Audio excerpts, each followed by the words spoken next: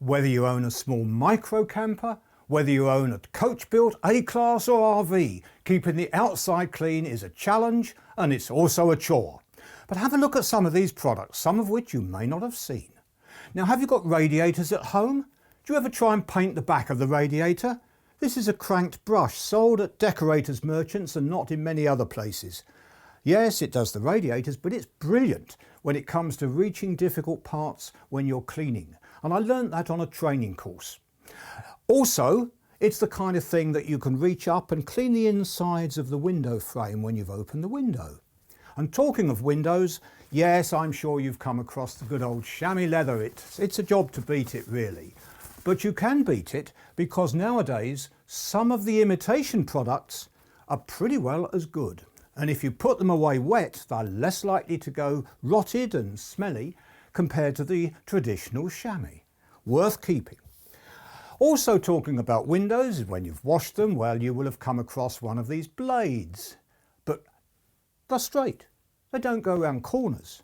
Have you seen these that are now on sale in various shops and are totally flexy? And they go around corners. Corners on the body of the van as well as things like the windows. Let's leave that one here.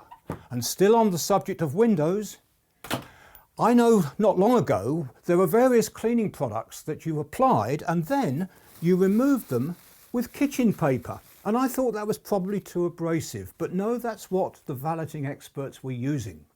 Until what came along next, but we've now seen microfiber cloths in all sorts of places.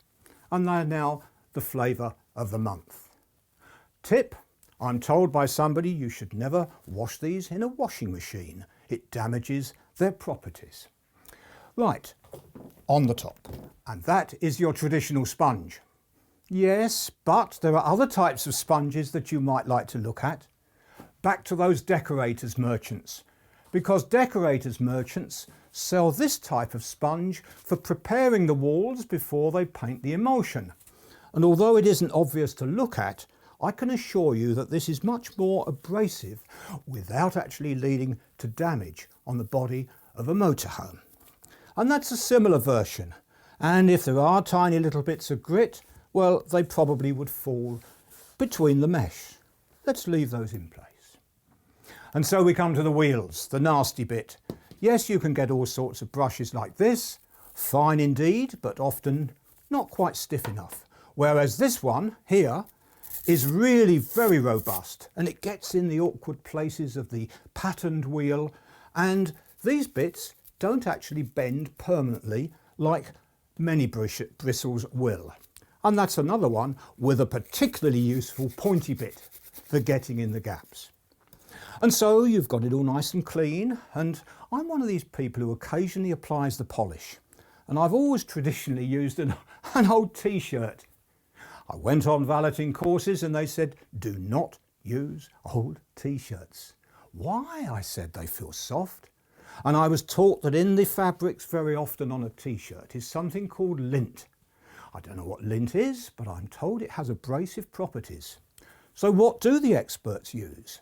Well, they use this open weave cotton cloth, and I wouldn't have thought that that was particularly smooth and soft and so forth.